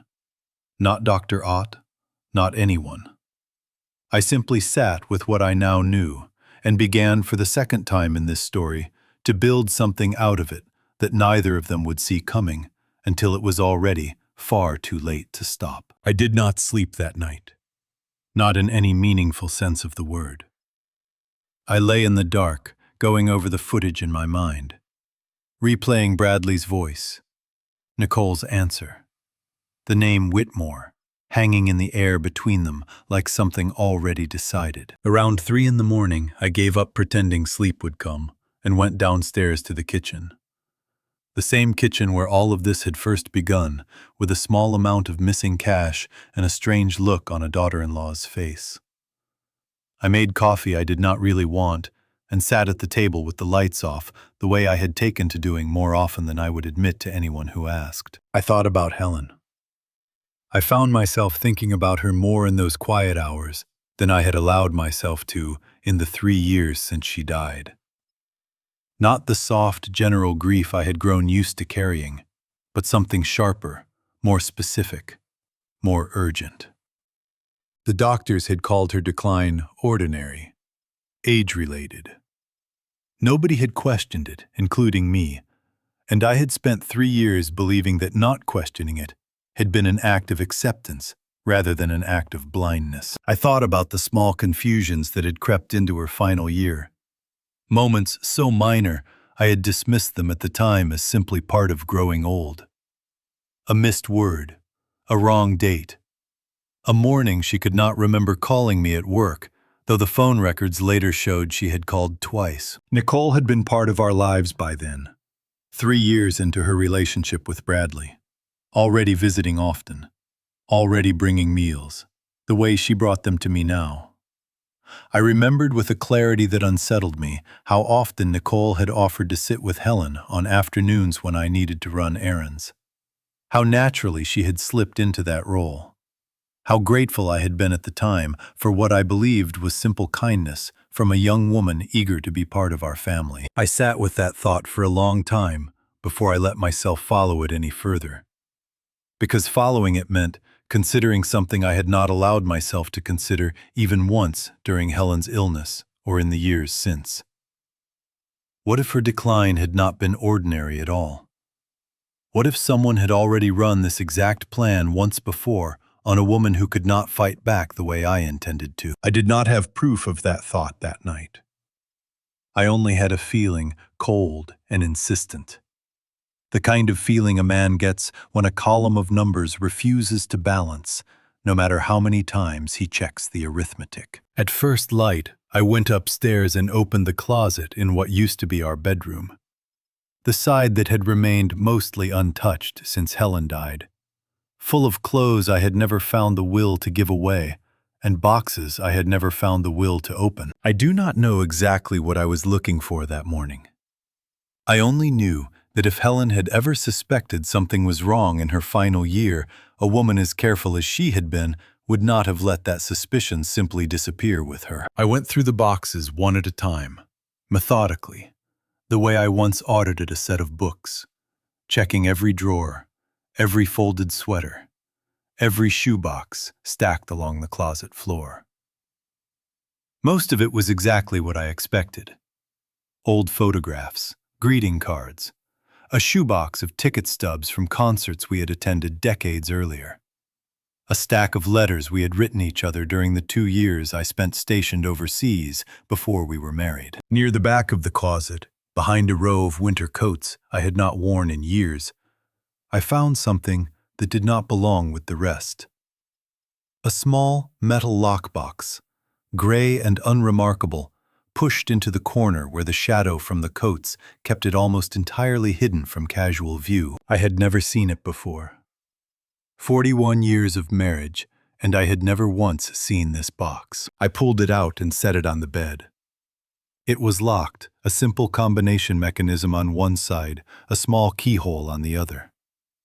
I tried the obvious combinations first. Our anniversary, Bradley's birthday, Helen's mother's birthday, None of them worked. I tried them a second time, slower, in case my hands had simply moved too quickly the first time, the way a nervous man sometimes fumbles even the numbers he knows best. I sat on the edge of the bed, holding that box for a long while, turning it over in my hands, feeling the weight of something solid shifting inside it every time I moved it.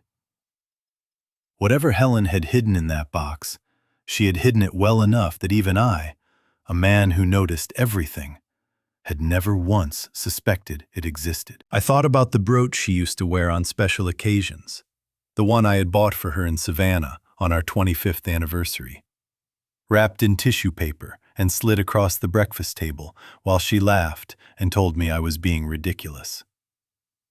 She had stopped wearing it in her final year, the way she stopped wearing most jewelry, once her hands grew too swollen and unreliable to manage clasps. I did not know yet that the brooch and the box were connected.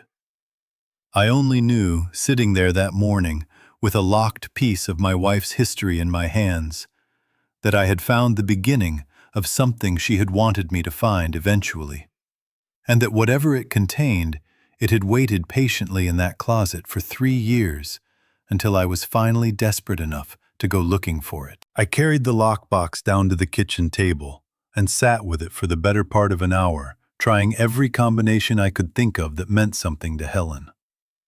Her birthday. Her mother's maiden name spelled out in numbers the way some people do for security codes. The address of the house she grew up in. Nothing worked. I thought about calling a locksmith, then decided against it almost immediately. Whatever was inside that box, Helen had hidden it carefully enough that I did not want a stranger's hands anywhere near it before I understood what it was. I remembered sitting there, something Helen used to say about the brooch from Savannah, the one she had stopped wearing in her final year. She used to tell me, half joking, that a woman needs at least one thing in her jewelry box that isn't only beautiful, something with a little mystery built into it. I had always assumed she meant the story behind the gift, the way I had bought it in secret and surprised her with it at breakfast. I went upstairs to the small jewelry box on her dresser, the one that had sat untouched since her death, except for the few times I had opened it simply to look at what remained of her. The brooch was still there. Silver flower, shaped exactly where it had always been. I turned it over in my hands the way I had seen someone else turn over an old pocket watch once, checking every seam, every hinge, every place where a piece of jewelry might hide something beyond its obvious purpose.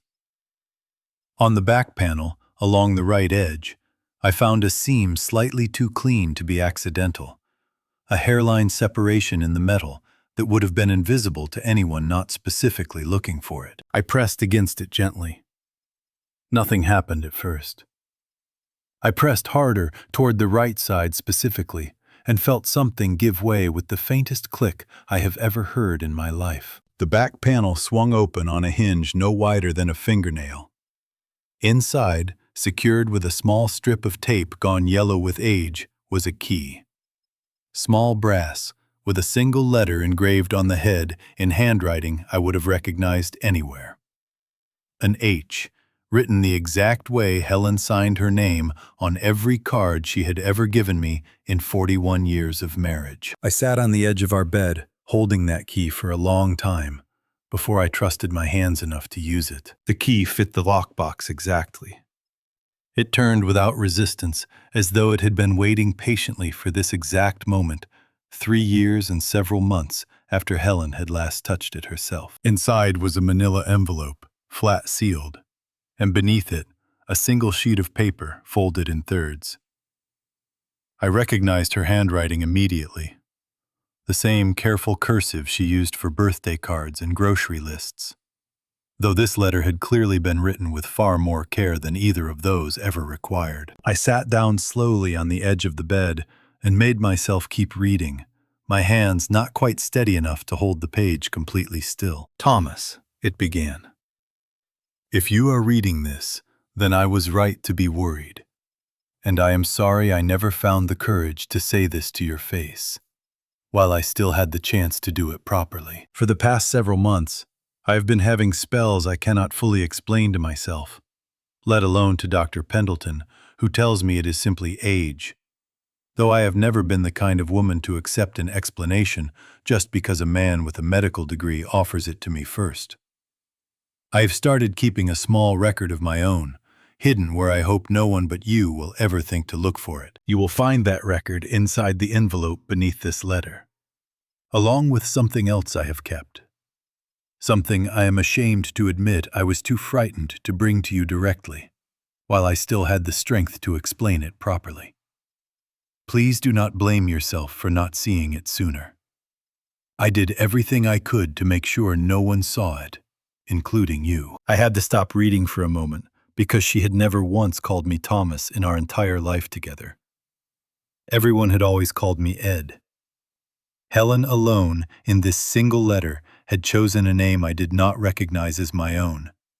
And it took me several seconds standing there in that quiet bedroom to understand what she had actually done. She had written it for someone else, to eventually find someone who might not immediately understand my nickname. A lawyer, perhaps, or an investigator. Someone outside the small circle of people who called me Ed every day of their lives. I set the letter down for a moment, unable to continue immediately. The weight of those two sentences settling into my chest, the way cold water settles into still ground. My wife had known something.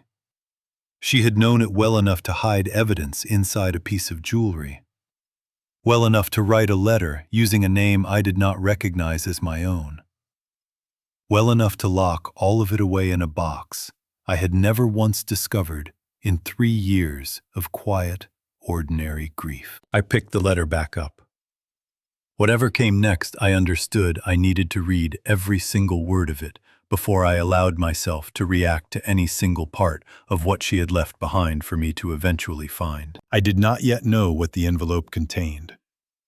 I only knew, holding that letter in my hands, that Helen had left this for me on purpose, sealed away in the one place she trusted I would eventually search, and that whatever waited inside the envelope would tell me something neither of us had ever wanted to say to each other while she was still alive to hear it. The envelope contained 3 sealed sample bags, each labeled in Helen's handwriting with a date and the words, Soup, Nicole. Beneath them was a single sheet of paper, printed on letterhead from a diagnostic lab in Columbus, dated nearly 4 years earlier. The year before Helen's decline had turned serious enough for anyone else to notice it. Sample contains trace levels of a mild sedative compound, the report read.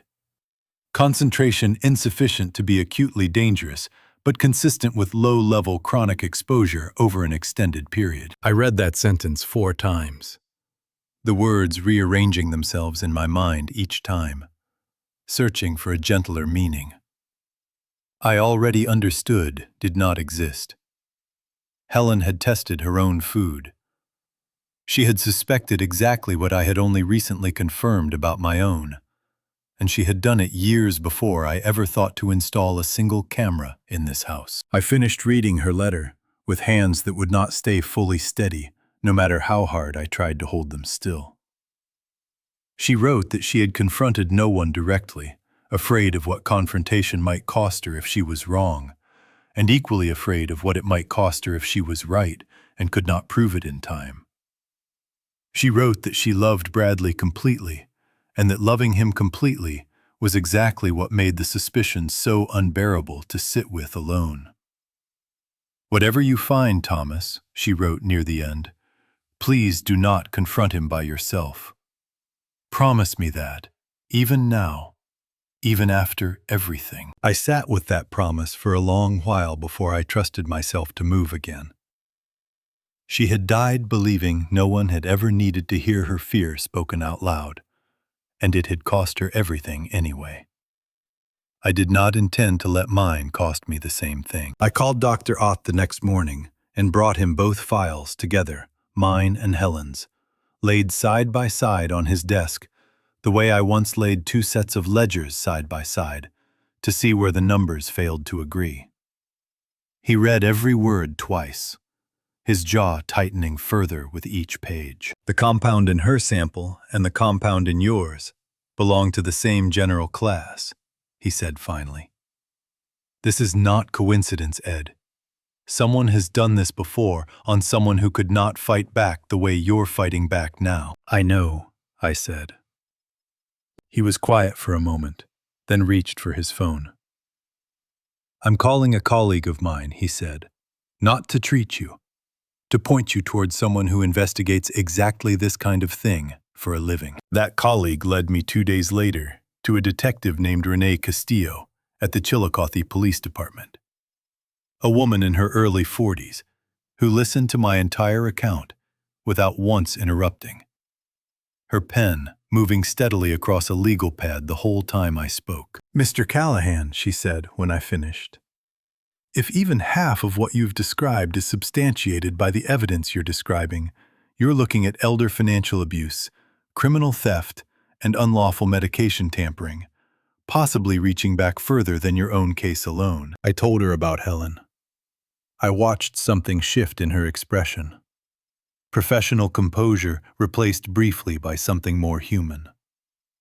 We can reopen an inquiry into your wife's death as a suspicious one, she said carefully.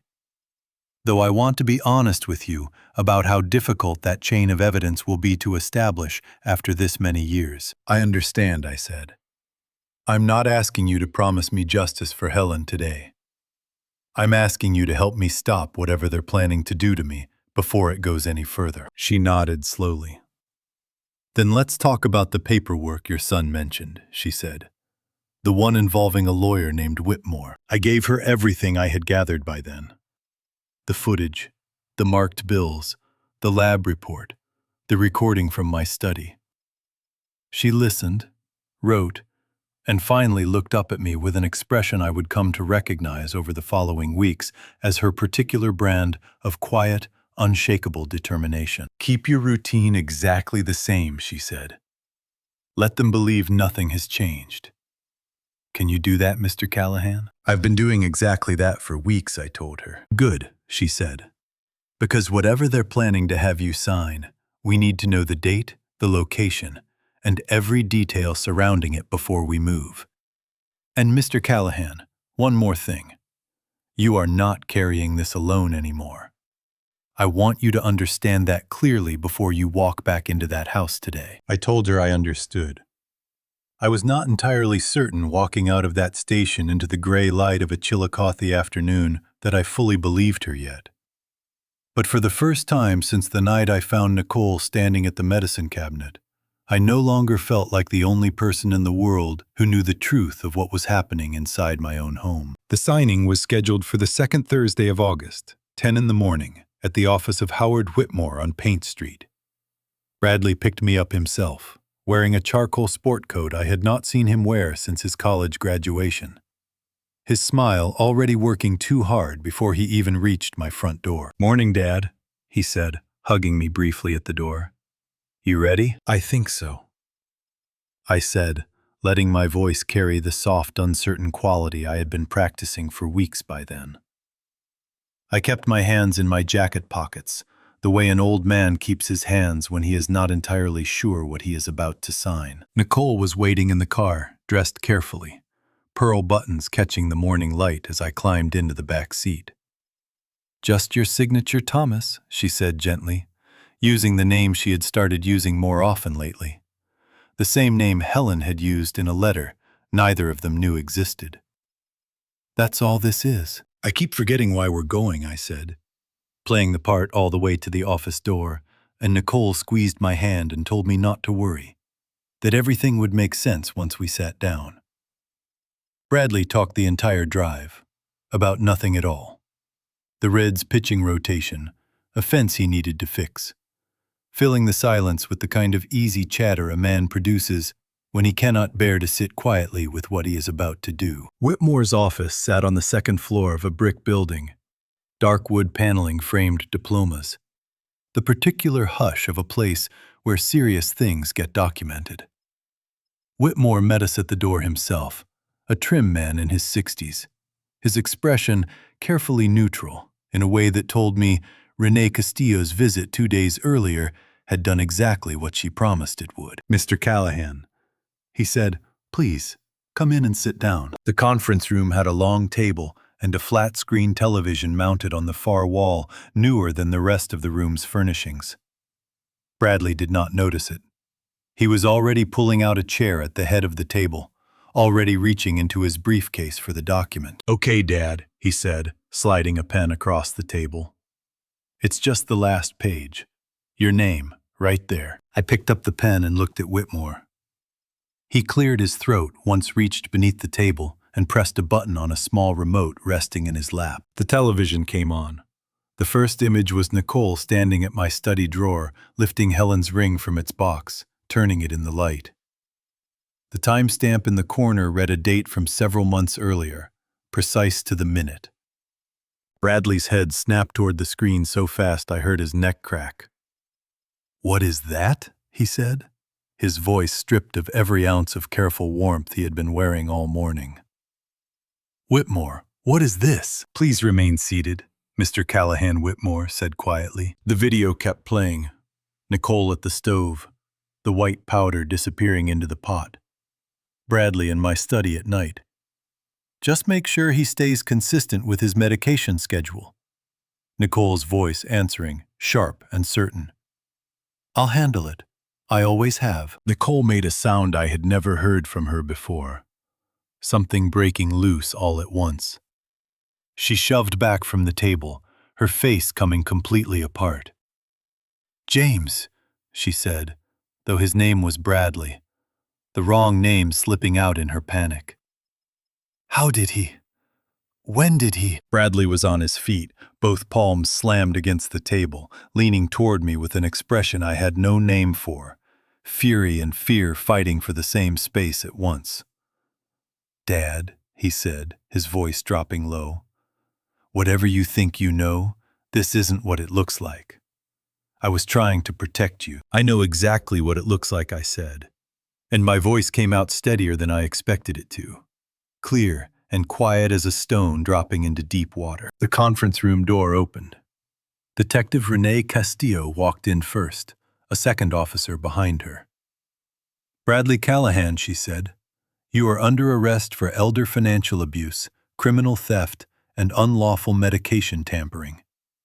You have the right to remain silent." Bradley turned toward the door, his whole body going rigid, every option running out at once. Nicole grabbed the edge of the table as her knees seemed to give way beneath her. A sound escaping her that was not quite a word and not quite a cry. "No," she said. No, this isn't. I didn't want this, Ed. Please, you have to understand. I never wanted this." I did not answer her.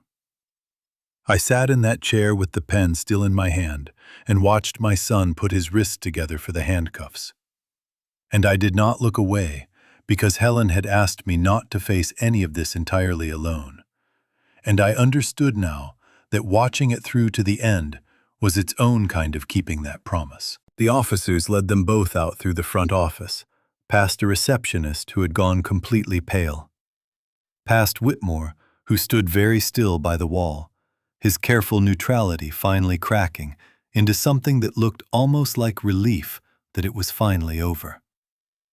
I sat alone at that table for several minutes after they were gone, the blank signature line still waiting in front of me, the pen still resting where I had set it down. Renee came back into the room briefly to check on me, resting a hand on my shoulder for just a moment before stepping back out to finish her work. I never signed that document, and I understood, sitting there in the sudden quiet, that I never would need to. Bradley and Nicole were arraigned 3 weeks later on a Tuesday morning in a courtroom I had never once expected to sit inside. Bail was set at amounts neither of them could meet without the very assets they had spent months trying to take from me, which struck me, sitting in the front row, as a particular kind of justice I had not gone looking for, but did not turn away from either. Renee called me that same week with news about Helen's case. The forensic consultant confirmed the compound in her old samples matched the pattern in mine, she said carefully. It is not yet enough for a murder charge. The evidence is too old, the chain of custody imperfect. But it is enough to reopen her death as suspicious, and enough to place what happened to her directly in front of a jury at their trial. They may never be charged for what was done to her, I said. I want to be honest with you, Renee said. That is a possibility we have to accept. But everything Helen documented, everything she preserved, is part of the record now. Her name will be heard in that courtroom. What was done to her will not simply disappear, the way it almost did. I have thought often in the months since about what it means to spend 45 years reading numbers for a living, and only learn at 74 that the most important column I ever needed to balance was never written down in any ledger at all.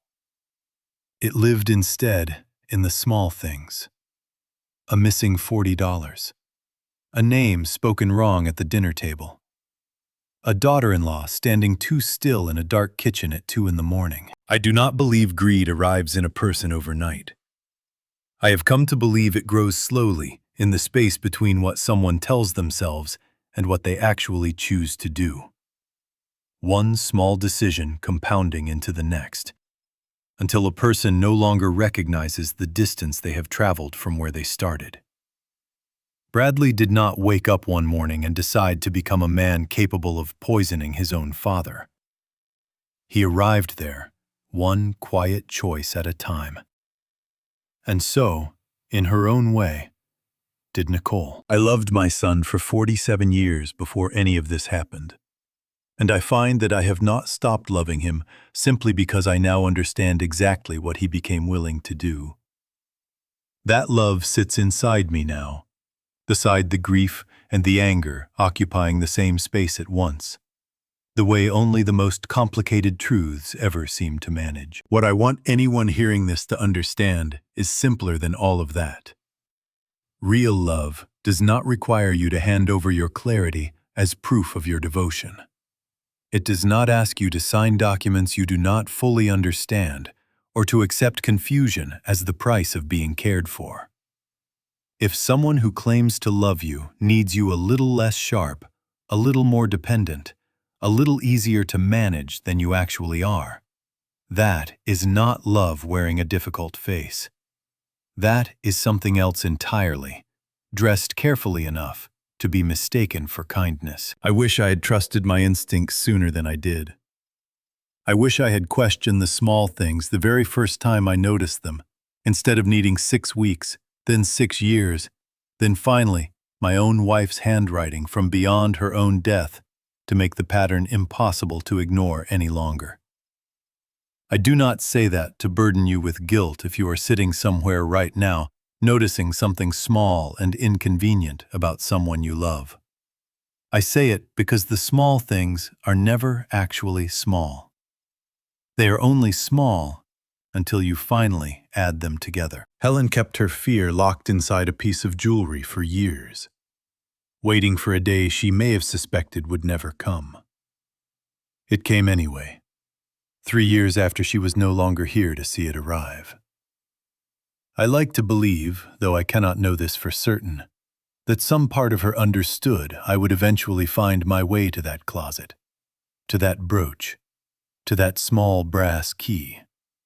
Because she knew me well enough after 41 years to understand that a careful man eventually looks everywhere, even in the places grief has kept him from looking for far too long. I visited her grave on a quiet afternoon this past September.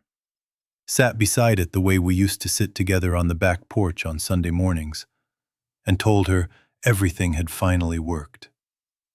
I told her I missed her every single day, and that I intended to keep believing, for whatever years I have left, that paying attention to small things is not the exhausting habit she once teased me for having, but the one thing that finally kept both of us from disappearing without anyone ever knowing the truth. If something in this story felt familiar to you, if you recognized a small thing you have been quietly noticing and just as quietly dismissing, I hope you will trust that instinct a little sooner than I trusted mine. Share this with someone who might need to hear it today. And if stories like this one matter to you, stay with me, because there are more still waiting to be told. Thank you, truly, for staying with me all the way to the end of this one. If you're listening to this, maybe you've already noticed something small in your own life you keep telling yourself doesn't matter. Don't. The small things are never small. They're only small until you add them together. I kept my house, my mind, and my name because I paid attention. If this story meant something to you, hit that like button, subscribe to MaleRevenge, and ring the bell so the next story finds you the moment it drops. Stay sharp out there.